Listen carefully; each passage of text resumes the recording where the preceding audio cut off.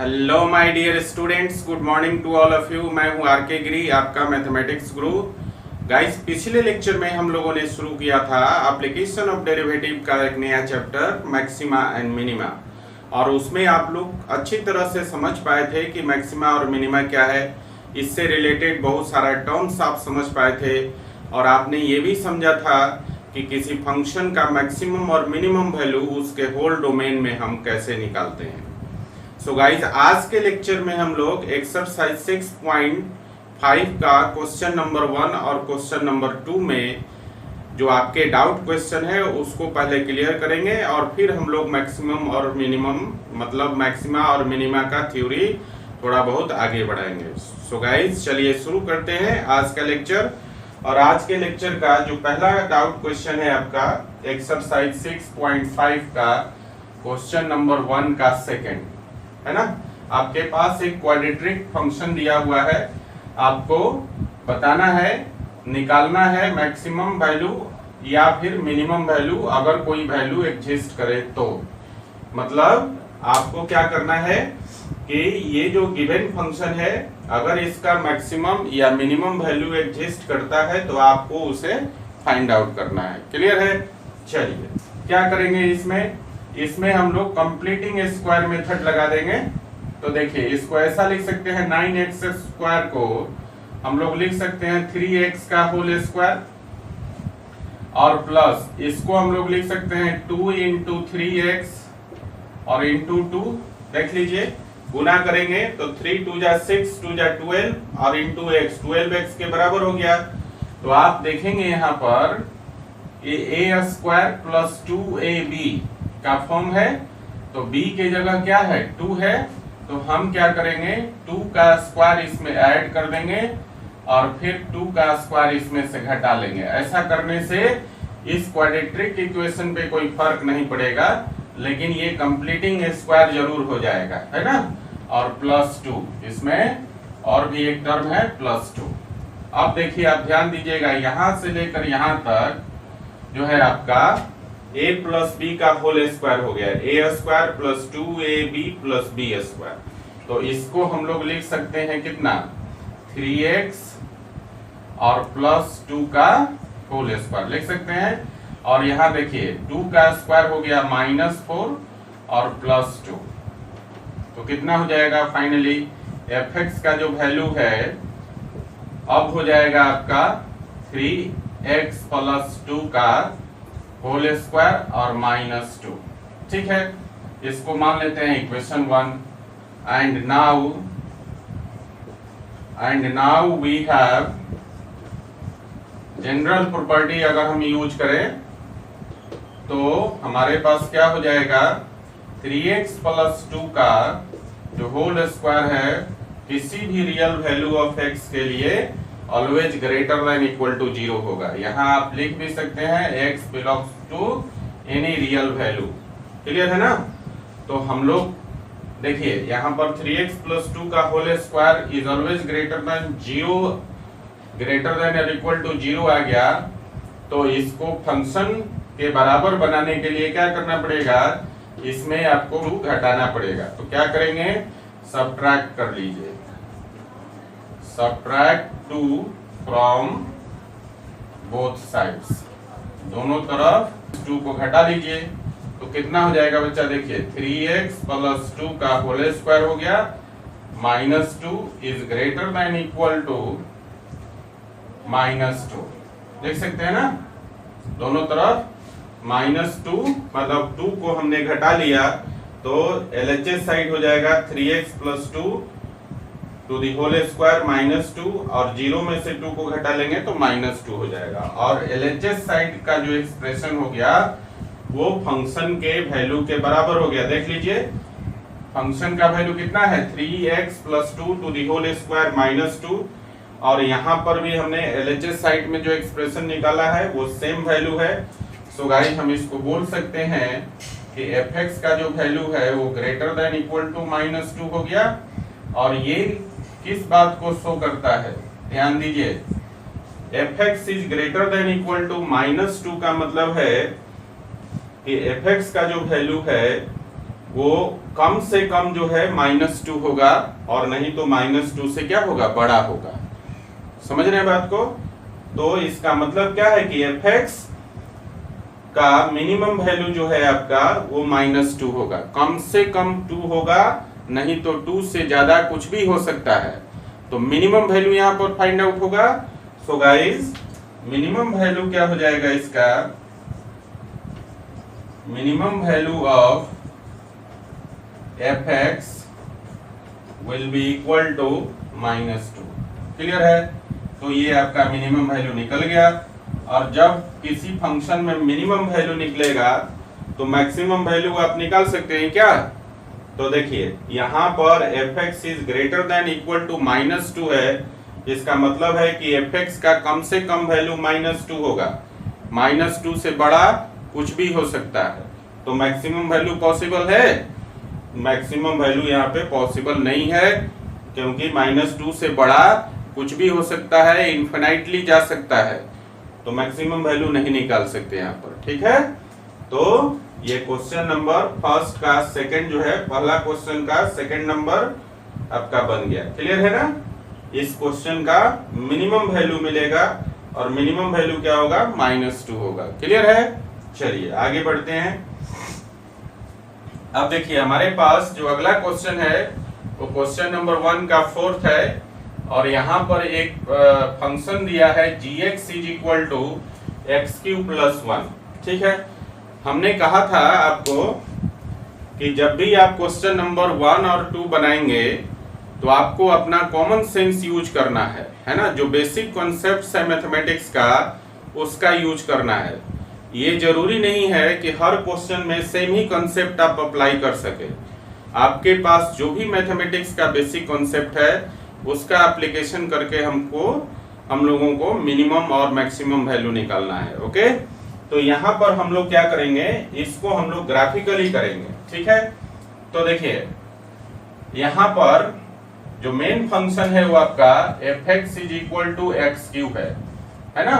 और इसमें 1 जोड़ा हुआ है। तो मैंने ग्राफिकल ट्रांसफॉर्मेशन में आपको बताया था कि जब किसी फंक्शन में आप कोई पॉजिटिव नंबर जोड़ते हैं तो फंक्शन ओरिजिन से उतना यूनिट ऊपर शिफ्ट हो जाता है y एक्सिस पर, है ना?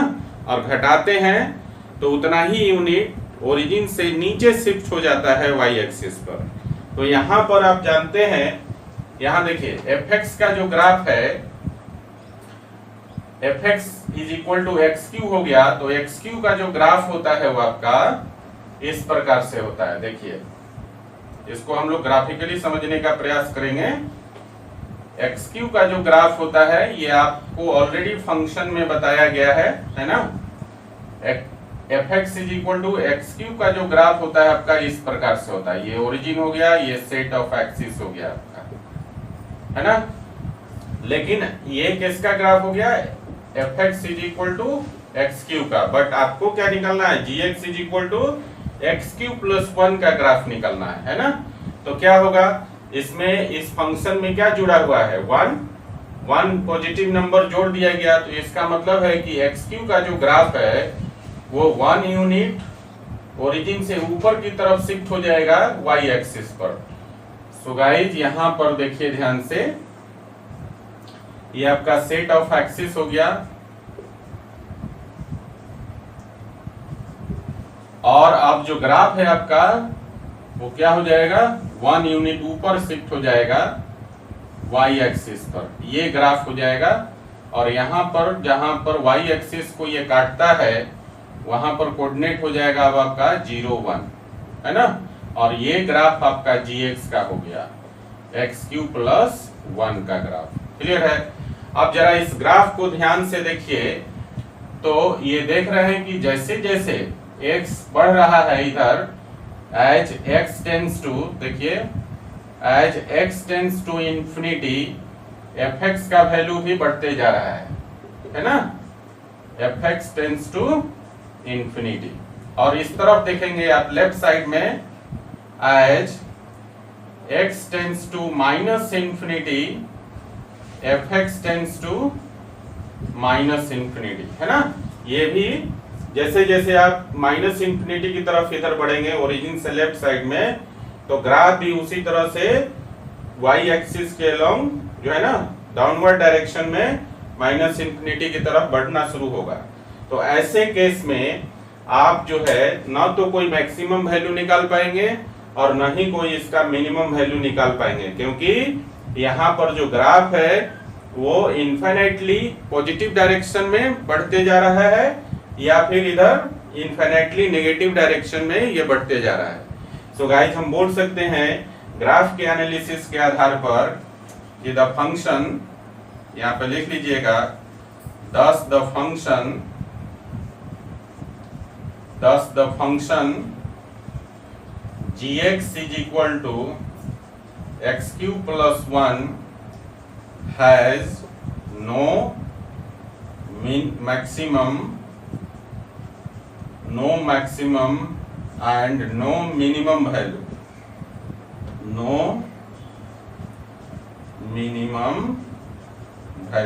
क्लियर हो गया। तो हम लोग बेसिक कॉन्सेप्ट्स जो है कोई भी बेसिक कॉन्सेप्ट्स अप्लाई कर सकते हैं एनालिसिस करने के लिए, ठीक है ना। क्वेश्चन नंबर 1 और क्वेश्चन नंबर 2 में हम लोगों को अपना बेसिक कॉन्सेप्ट्स और कॉमन सेंस का ज्यादा यूज करना है, ठीक है ना। इसके बाद के जो क्वेश्चंस है वो थ्योरी पर बेस्ड है। आगे हम लोग थ्योरी पढ़ेंगे कि और भी डिफरेंट मेथड्स हैं जिसके माध्यम से हम लोग मैक्सिमम और मिनिमम वैल्यू निकालते हैं किसी फंक्शन का। ओके, तो चलिए फिलहाल तो अभी आप क्वेश्चन नंबर 1 का सेकंड और फोर्थ उतार लीजिए, फिर हम लोग आगे की तरफ बढ़ते हैं। उतारिए। तो बच्चों अगला क्वेश्चन है क्वेश्चन नंबर 2 का फर्स्ट और इधर है क्वेश्चन नंबर 2 का थर्ड। तो पहले फर्स्ट देखते हैं हम लोग। इसमें भी आपसे पूछ रहा है कि अगर मैक्सिमम और मिनिमम वैल्यू है फंक्शन का तो उसे आप निकालें, ठीक है ना। तो देखिए हमारे पास जो गिवन फंक्शन है वो है आपका fx is equal to mod of x plus 2 minus 1, है ना। अगर इसका कोई मैक्सिमम और मिनिमम वैल्यू है तो उसे फाइंड आउट करना है। ओके, तो देखिए हमारे पास जो बेसिक नॉलेज क्या है, वी नो दैट, ध्यान दीजिएगा, we know that for x belongs to any real number mod of x is always greater than equal to 0, है ना। x के किसी भी रियल वैल्यू के लिए mod x का value always greater than equal to 0 होता है ना। तो इसी प्रॉपर्टी के अनुसार क्या हो जाएगा, therefore mod of x plus 2 is also greater than equal to 0 और mod of x plus 2 is greater than equal to 0 आपके पास आ गया। तो फंक्शन के बराबर लाने के लिए आपको क्या करना पड़ेगा, 1 को दोनों तरफ घटाना पड़ेगा, है ना। तो हम यहाँ पे करते हैं now subtract 1 from both sides, दोनों तरफ से 1 को घटा लेते हैं तो कितना हो जाएगा, तो देयरफॉर ये हो गया आपका mod of x plus 2 minus 1 is greater than equal to minus 1, है ना। देखिए mod of x plus 2 में से minus 1 करेंगे तो हो जाएगा mod of x plus 2 minus 1, और यहाँ पर 0 में से minus 1 करेंगे तो minus 1 हो जाएगा। और इसका जो LHS साइड है, आप देखिए इनइक्वालिटी का जो LHS साइड है वो फंक्शन के वैल्यू के बराबर आ गया। तो हम इसको लिख सकते हैं देयरफॉर क्या, fx के बराबर। तो देयरफॉर ये हो गया fx is greater than equal to -1, और ये fx is greater than equal to -1 क्या शो करता है, देखिए यहाँ पर fx is greater than equal to -1 का मतलब है कि fx का कम से कम वैल्यू जो होगा -1 होगा, निम्नतम वैल्यू जो है fx का वो -1 होगा। -1 से बड़ा कुछ भी हो सकता है ना। तो कम से कम वैल्यू fx का क्या होगा, -1 होगा, समझ रहे हैं। तो इसका मतलब है कि इस फंक्शन का कौन सा वैल्यू मिलेगा, मैक्सिमम या मिनिमम। इस फंक्शन का मिनिमम वैल्यू आपको मिलेगा, क्योंकि मैक्सिमम कुछ भी हो सकता है, -1 से आगे इंफिनिटी तक जाएगा ये। तो मैक्सिमम वैल्यू निकालना पॉसिबल नहीं है। सो गाइस इस केस में हम लोग इस फंक्शन का मिनिमम वैल्यू निकालते हैं and the minimum value will be equal to -1। कम से कम इस फंक्शन का वैल्यू -1 होगा, -1 से ज्यादा इनफिनिटली कुछ भी हो सकता है। क्लियर ना? So guys minimum value of the function क्या हो जाएगा? Therefore minimum value of the function, minimum value of fx लिख दीजिए, of the function fx is equal to -1। Clear हो गया? तो ये आपका आंसर हो गया। यहाँ पर जो फंक्शन दिया था fx is equal to mod of x plus 2 -1 का जो मिनिमम वैल्यू होगा वो आपका -1 होगा। क्लियर है? मैक्सिमम वैल्यू पॉसिबल नहीं है। ओके, चलिए नेक्स्ट क्वेश्चन की तरफ आते हैं। जो अगला क्वेश्चन है, आपके पास एक फंक्शन गिवन है hx is equal to sin 2x plus 5, है ना? अब इसके बारे में भी पूछ रहा है कि इसका भी अगर मैक्सिमम और मिनिमम वैल्यू है तो उसे फाइंड आउट करें, है ना? तो देखिए हमारे पास जो बेसिक नॉलेज है वो क्या है? फॉर, यहाँ पे लिख दीजिएगा, we know that for x belongs to any real value, sin x is greater than equal to -1 and less than equal to 1। x के किसी भी रियल वैल्यू के लिए ट्रिगोनोमेट्री में हमने पढ़ाया था लिमिटेशन ऑफ ट्रिगोनोमेट्रिक फंक्शन।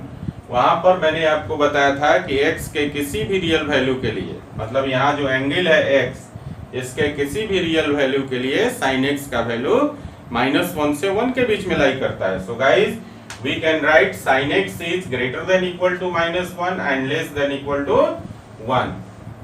तो x के किसी भी रियल वैल्यू के लिए -1 से 1 के बीच में लाई करेगा, तो देयरफॉर sin 2x का वैल्यू भी -1 से 1 के बीच में लाई करेगा, है ना? यहाँ x का मतलब होता है इसका एंगल, और यहाँ पर एंगल है, तो एंगल का वैल्यू चाहे कोई भी रियल वैल्यू हो, sine of that angle is always greater than equal to -1 and less than equal to 1। Clear है? चलिए आगे बढ़ते हैं। ये बात समझ में आ गई कि sin 2x का वैल्यू -1 से 1 के बीच में आएगा। अब देखिए जरा ध्यान दीजिएगा यहाँ पर फंक्शन पर, तो आप देखिएगा कि sin 2x में 5 जुड़ा हुआ है। अगर 5 इसमें जोड़ दें हम लोग तो hx के बराबर हो जाएगा। सो गाइस क्या करेंगे, इसके तीनों टर्म में हम लोग क्या करेंगे, 5 को ऐड कर देंगे। So now add 5 in each term. इसके प्रत्येक टर्म में हम लोग 5 को ऐड कर देंगे, तो क्या हो जाएगा, देखिए 5 को ऐड करेंगे तो 5 - 1 हो गया इधर LHS साइड में, और फिर is greater than equal to sin 2x plus 5 is less than equal to 1 plus 5। तो देखिए कितना हो गया, 5 - 1 करेंगे तो 4 हो जाएगा, और 4 से बड़ा और बराबर हो जाएगा क्या, sin 2x प्लस 5, और छोटा और इक्वल हो जाएगा किसके बराबर, 1 प्लस 5 6 के बराबर। तो आप देख रहे हैं कि ये जो वैल्यू है आपका बीच वाला, मिडिल वाला जो टर्म है sin 2x plus 5, this is equal to the given function hx, है ना? sin 2x plus 5 is equal to hx and this will equal to the middle term sin 2x plus 5. So guys we can write 4 is less than equal to fx and fx is less than equal to 6। अब बताइए इस inequality को देखकर आप निश्चित रूप से बता सकते हैं कि इसका ज्यादा अधिकतम वैल्यू क्या होगा और निम्नतम वैल्यू क्या होगा। सो गाइस देखिए fx का मैक्सिमम वैल्यू कितना हो जाएगा 6 और मिनिमम वैल्यू कितना हो जाएगा 4, क्योंकि fx का वैल्यू कहां से कहां तक लाई करता है, 4 से लेकर 6 तक। सो गाइस यहां पर आप लिख सकते हैं maximum value of fx is equal to 6 and minimum value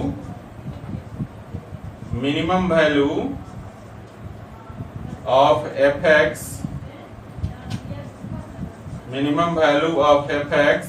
is equal to 4।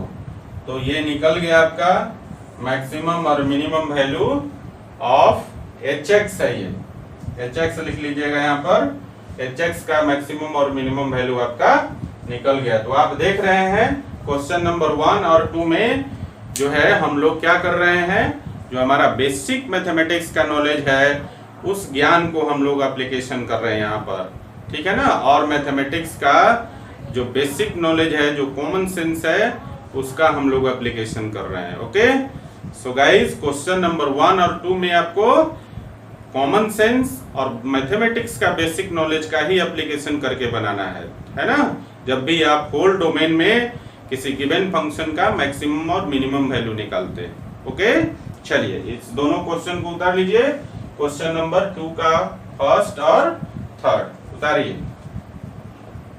तो बच्चों अगला क्वेश्चन है क्वेश्चन नंबर 2 का फोर्थ है और फिफ्थ है ना। फिफ्थ में आपके पास गिवन है hx is equal to x plus 1 और x यहाँ पर दिया हुआ है x belongs to -1 to 1।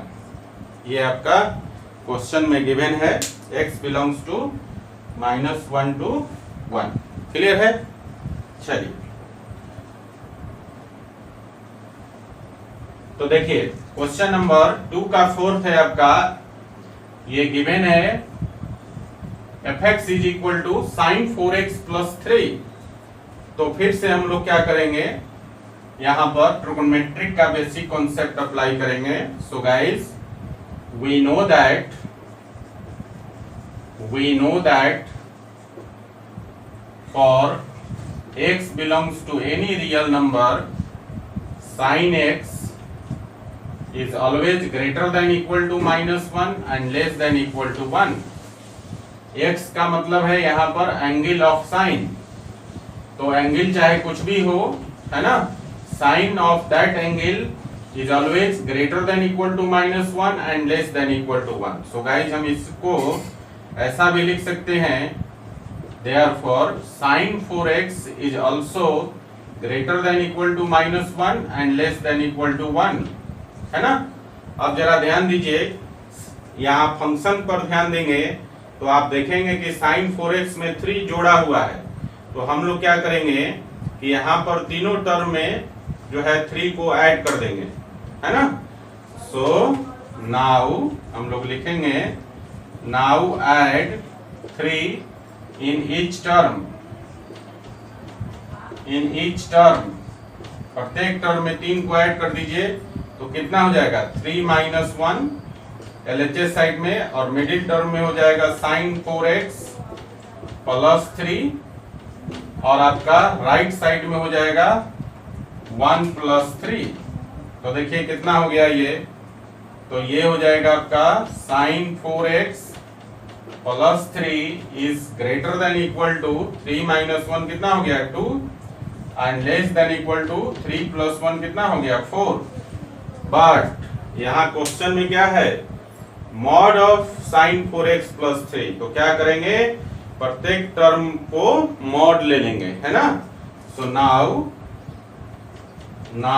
Taking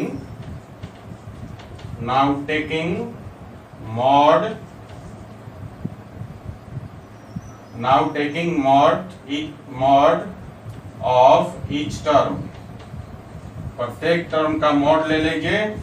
तो मॉड ले लेंगे तो क्या हो जाएगा, यहाँ देखिए मॉड ऑफ 2 हो गया LHS साइड में, और दिस इज लेस देन और equal to mod of sine 4x plus 3 and this is less than equal to mod of 4। तो आपको मालूम है मॉड 2 का वैल्यू कितना होगा 2 और मॉड 4 का वैल्यू कितना होगा 4। सो गाइस इसको हम लिख सकते हैं therefore mod of sine 4x plus 3 is greater than equal to 2 and less than equal to 4, लिख सकते हैं ना। और इस इनइक्वालिटी को आप ध्यान से देखिएगा तो आप क्या देख रहे हैं, आप देख रहे हैं कि mod of sine 4x plus 3 का मैक्सिमम वैल्यू 4 है और मिनिमम वैल्यू 2 है, क्योंकि mod of sine 4x plus 3 2 से 4 के बीच में लाई करता है ना। सो गाइस यहाँ से हम निकाल सकते हैं ना, मैक्सिमम और मिनिमम वैल्यू, तो देयरफॉर यहां पर लिख सकते हैं आप, therefore maximum value of F X is equal to 4 हो जाएगा, और मिनिमम वैल्यू आपका, minimum value of F X कितना हो जाएगा, 2 हो जाएगा, है ना। तो ये आपका आंसर हो गया। क्लियर है। तो इसका मैक्सिमम और मिनिमम दोनों वैल्यू पॉसिबल था, और वो दोनों वैल्यू हमने निकाल दिया, मैक्सिमम वैल्यू 4 और मिनिमम वैल्यू 2। क्लियर है। चलिए नेक्स्ट क्वेश्चन की तरफ बढ़ते हैं। तो गाइस अगला क्वेश्चन है क्वेश्चन नंबर 2 का 5th नंबर, और ये क्वेश्चन है आपका hx is equal to X plus 1। ये आपके पास गिवन फंक्शन है ना। तो यहाँ भी हम लोग बेसिक कॉन्सेप्ट्स का ही यूज करेंगे। यहाँ पर हम लोग इसका जो है ग्राफ से हम लोग एनालिसिस करेंगे, है ना। तो देखिए यहाँ पर mod of x plus, sorry यहाँ पर hx का वैल्यू x प्लस 1 है। अगर हम लोग इसका ग्राफ ड्रॉ करें, ये आपका सेट ऑफ एक्सिस है, अगर हम लोग इसका ग्राफ ड्रॉ करें तो ग्राफ कुछ इस प्रकार से हो जाएगा आपका। देखिए यहां पर ध्यान दीजिए, अगर हम लोग hx is equal to X का ग्राफ ड्रॉ करें तो ये ग्राफ आपका ओरिजिन से होकर पास करेगा। ये ग्राफ है hx is equal to X का ग्राफ, है ना, ओरिजिन से होकर पास करेगा। अब इसमें क्या है, यहाँ पर इस फंक्शन में 1 जुड़ा हुआ है। तो मैंने कहा कि जब भी किसी फंक्शन में आप कोई पॉजिटिव क्वांटिटी ऐड कर देते हैं तो फंक्शन का जो ग्राफ है ओरिजिन से उतना यूनिट y एक्सिस पर ऊपर की तरफ शिफ्ट हो जाता है। सो गाइस यहाँ पर कितना हम जोड़ रहे हैं, 1। तो अब ये ग्राफ जो है hx is equal to X का जो ग्राफ है, अब 1 यूनिट ऊपर, यहां से ओरिजिन से 1 यूनिट ऊपर की तरफ शिफ्ट हो जाएगा, और ग्राफ आपका अब ये हो जाएगा, ये आपका ग्राफ हो जाएगा, है ना। और ये ग्राफ किसका हो गया, hx is equal to X plus 1 का ग्राफ। और यहाँ पर जिस पॉइंट पर y एक्सिस को ये इंटरसेक्ट करती है, इसका जो कोऑर्डिनेट हो जाएगा वो हो जाएगा 0, 1। क्लियर है। तो ये ग्राफ है आपका। अब आप ध्यान दीजिए यहाँ पर इस ग्राफ में, इस ग्राफ का मतलब इस फंक्शन का मैक्सिमम और मिनिमम वैल्यू निकालना है आपको। तो बताइए यहाँ पर क्या मैक्सिमम और मिनिमम वैल्यू पॉसिबल है, इस ग्राफ में मैक्सिमम और मिनिमम वैल्यू पॉसिबल है क्या। तो देखिए यहाँ पर, ये आप देखिएगा, as x tends to infinity, x tends to plus 1, यहाँ पर x का रीजन दिया हुआ है कि x का वैल्यू क्या है, 1 के तरफ है, मतलब x का वैल्यू -1 से 1 के बीच में है। तो as x tends to plus 1, fx tends to क्या हो जाएगा, fx कहाँ टेंड्स करेगा, 2 की तरफ, है ना। x का वैल्यू 1 डाल देंगे तो 2 की तरफ चला जाएगा। और इसी प्रकार इधर देखिएगा लेफ्ट साइड में, as x tends to -1, x tends to fx tends to, sorry यहाँ पर fx के जगह hx है, hx टेंड्स टू x के जगह -1 रख देंगे तो hx टेंड्स टू 0 हो जाएगा, है ना।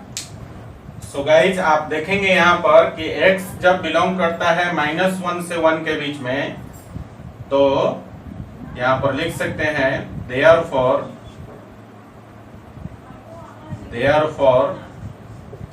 आप लिख सकते हैं if x belongs to -1 to 1, hx belongs to कितना, 0 से 2, hx belongs to 0 to 2। अब देखिए ये कंक्लूजन, हम लोग इस कंक्लूजन पे पहुंचे हैं कि ये जो फंक्शन का वैल्यू है वो 0 से 2 के बीच में लाई करेगा। इसका क्या मतलब है, इसका मतलब ये है कि यहाँ पर कोई डेफिनिट वैल्यू आपको नहीं मिल रहा है ना। यहाँ पर वैल्यू जो है मैक्सिमम और मिनिमम वैल्यू वो वेरी कर रहा है 0 से 2 के बीच में। कोई सर्टेन वैल्यू नहीं मिल रहा है जिस पर ये मैक्सिमम वैल्यू अटेंड कर रहा हो, या फिर किसी सर्टेन वैल्यू पर ये जो है मिनिमम वैल्यू अटेंड कर रहा है। कोई ऐसा सर्टेन वैल्यू ऑफ x नहीं है जिस पर कि ये मैक्सिमम और मिनिमम वैल्यू अटेंड करता हो, है ना। क्योंकि यहाँ पर जो hx का वैल्यू है वो 0 से 2 के बीच में वेरी कर रहा है। 0 से 2 के बीच में कुछ भी हो सकता है। तो आप क्या कह सकते हैं, आपका कंक्लूजन क्या है कि यहाँ पर there is no certain value of hx, है ना। तो आप इस केस में आप बोल सकते हैं कि इसका मैक्सिमम वैल्यू होगा और नहीं मिनिमम वैल्यू होगा। बात समझ में आ गई। सो गाइस हम बोल सकते हैं कि हियर hx belongs to, या ऐसे लिख सकते हैं here hx is greater than 0 and less than 2, therefore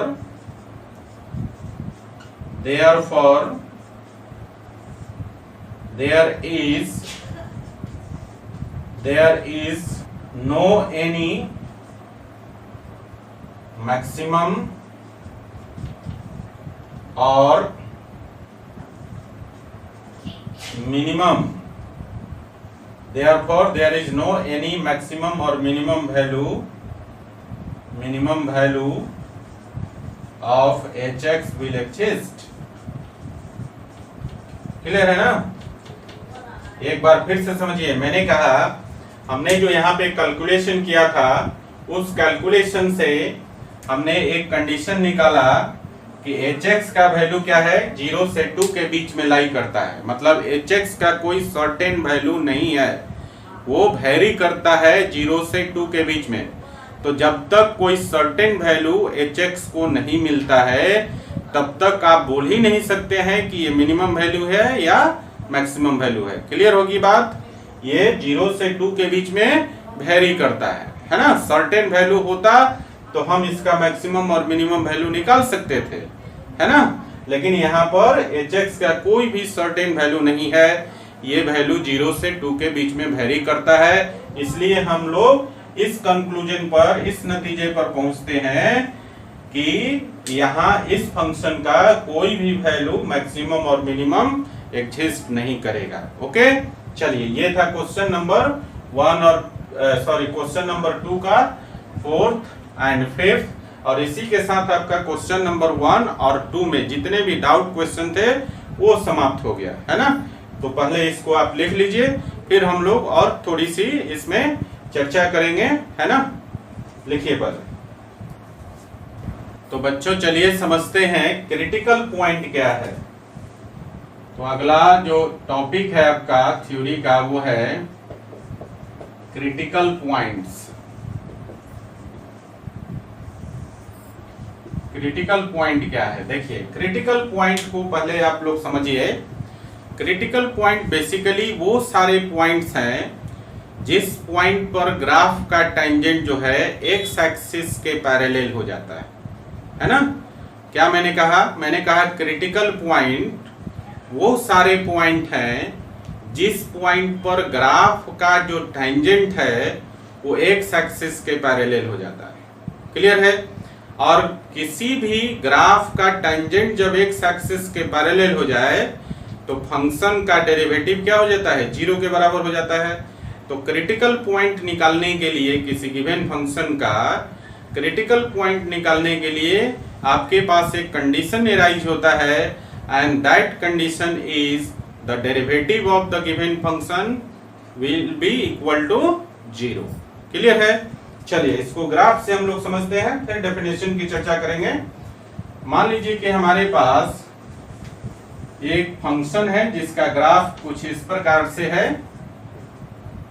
देखिए जैसे मान लीजिए कि ये फंक्शन है और इसका ग्राफ कुछ इस प्रकार से है।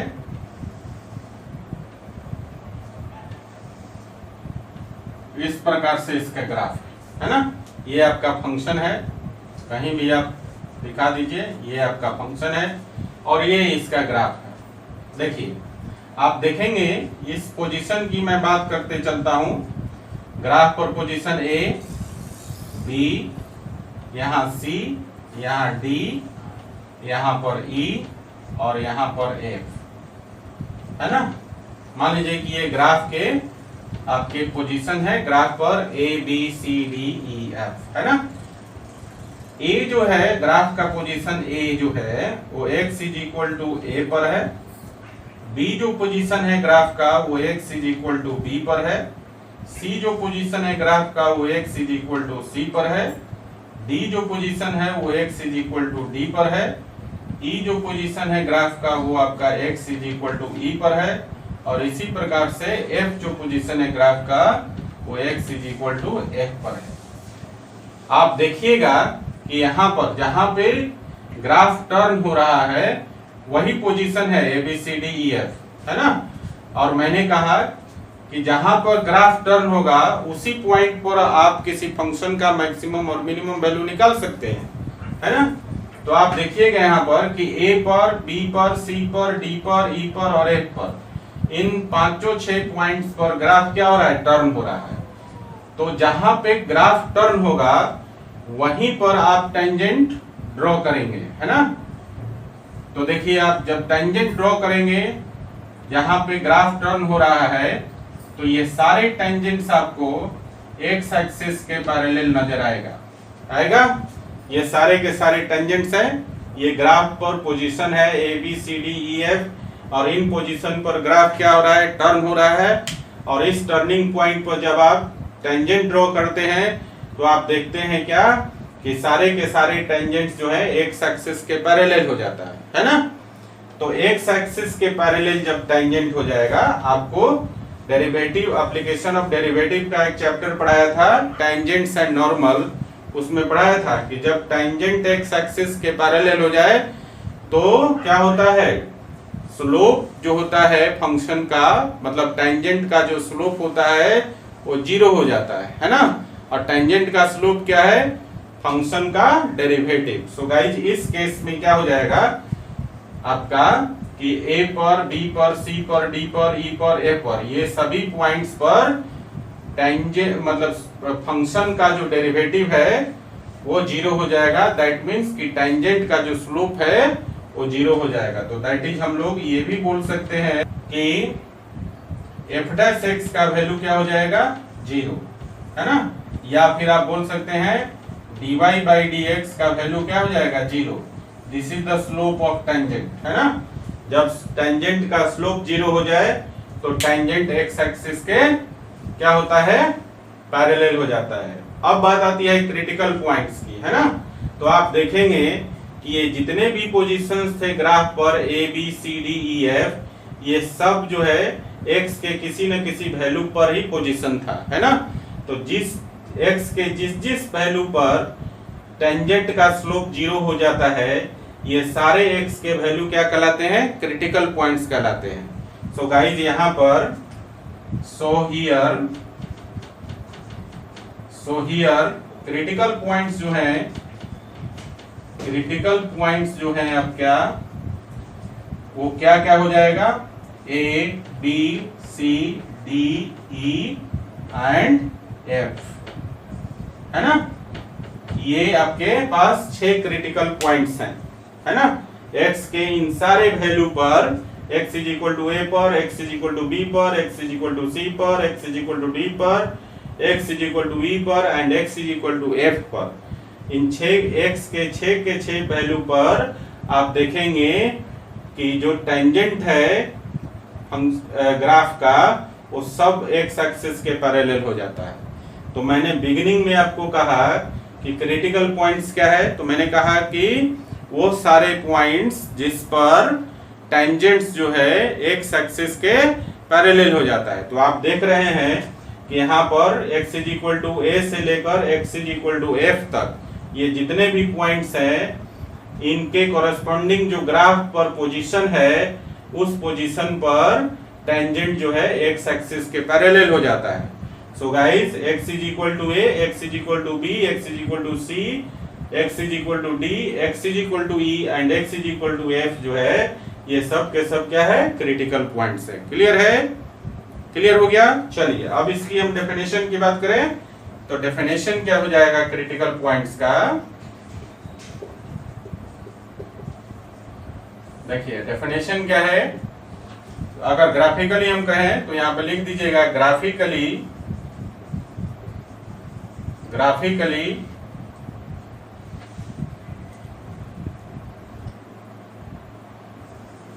all the points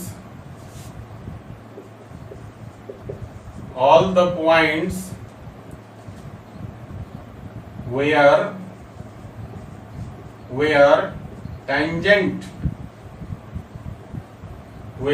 tangent to the graph of the function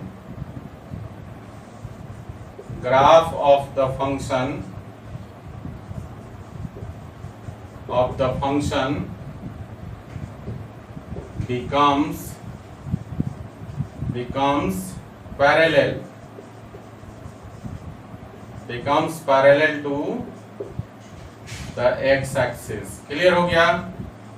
वो ग्राफिकली क्या है, ऑल द पॉइंट्स, वो सारे पॉइंट्स वेयर जहां tangents to the graph of the function becomes parallel to X axis, X के वो सारा वैल्यू जिस पर ग्राफ का जो टेंजेंट है वो एक्स एक्सिस के पैरेलल हो जाता है, वो सारे वैल्यू क्या होते हैं, क्रिटिकल पॉइंट्स होते हैं, है ना।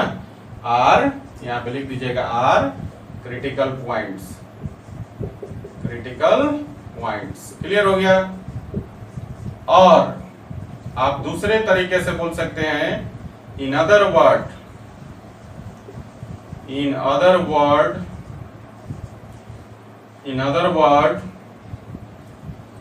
the critical points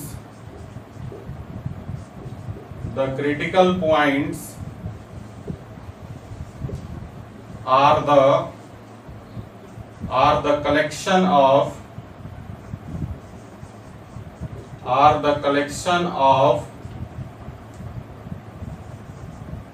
all the values of x,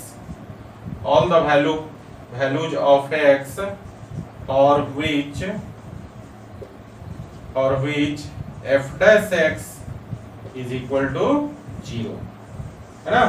और यही आपका कंडीशन है क्रिटिकल पॉइंट निकालने के लिए।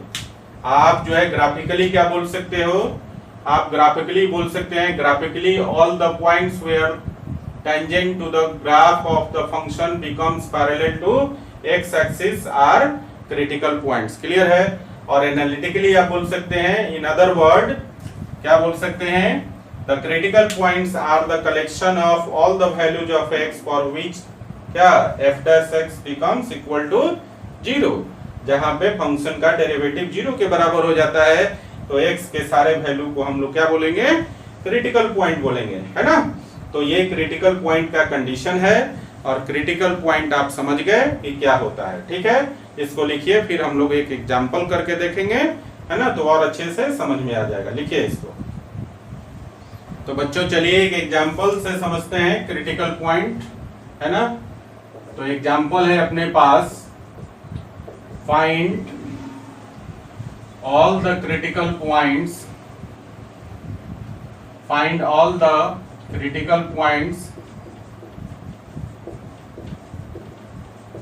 all the critical points of the function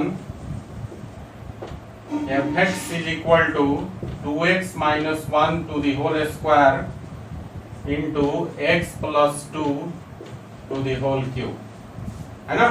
ये हमारे पास एक फंक्शन है, इसके सारे क्रिटिकल पॉइंट्स निकलने हैं।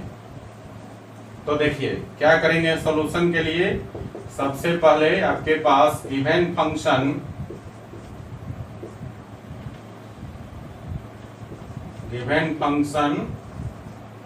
है आपके पास f(x) is equal to 2x minus 1 to the whole square into x plus 2 to the whole cube। ये आपके पास गिवन फंक्शन है।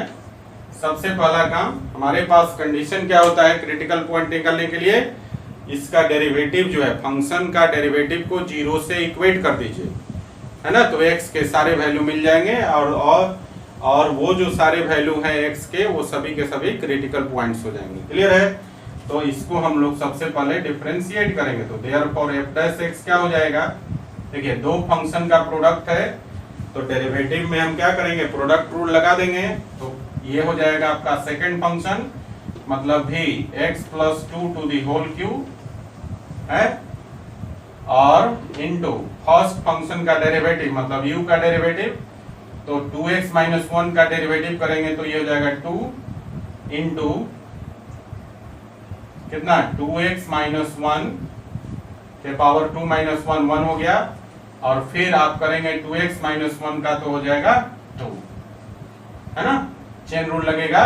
2x माइनस 1 का होल स्क्वायर पहले 2x माइनस 1 के रिस्पेक्ट में और फिर 2x माइनस 1 को x के रिस्पेक्ट में। क्लियर है? प्लस प्लस सेकेंड टर्म में क्या होता है? u मतलब हो गया 2x माइनस 1 का होल स्क्वायर और इनटू v का डेरिवेटिव, और v क्या है आपका?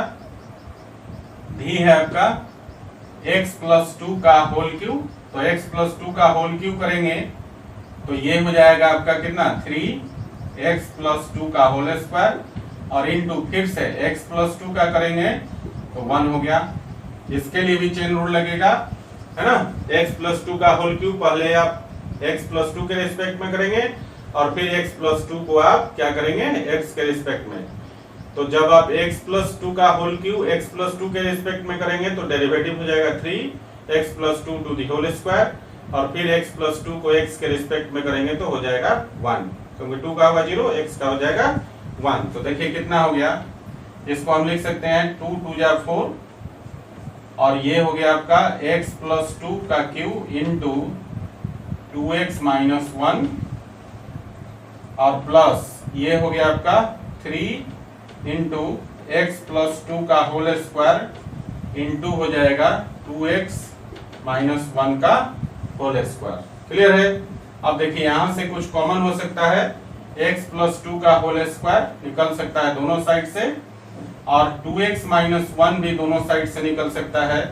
तो ये हो जाएगा आपका, देखिए ये हो जाएगा आपका x प्लस 2 का होल स्क्वायर निकल गया, और 2x माइनस 1 भी आपका बाहर निकल गया। तो अंदर क्या बचा? यहाँ पर बचेगा, देखिए यहाँ पर x प्लस 2 बचेगा, 4 तो बचेगा ही, 4 इंटू एक्स प्लस 2, और यहाँ देखिए बच गया कितना 3 इंटू, और ये बाहर निकल गया, यहाँ पर एक बच जाएगा 2x माइनस 1, ये बच गया। तो देखिए ध्यान से कितना हो जाएगा, ये हो गया x प्लस 2 का whole square into 2x minus 1, और इसको जरा ओपन कर दीजिए ब्रैकेट को, तो ये हो जाएगा 4x प्लस 8 और प्लस 6x और माइनस 3, ये हो जाएगा। और इसका कैलकुलेशन कर लेते हैं, x plus 2 to the whole square into 2x minus 1 और इंटू 4x प्लस 6x, ये हो गया 10x, और प्लस देखिए 8 में से 3 को घटा लेंगे तो 5 हो जाएगा ना।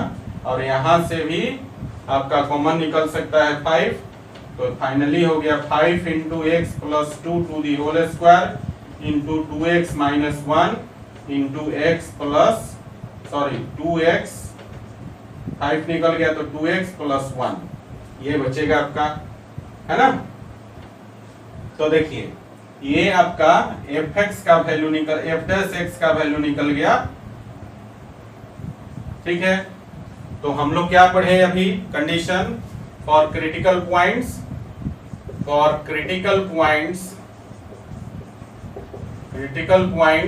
f'(x) will be equal to 0।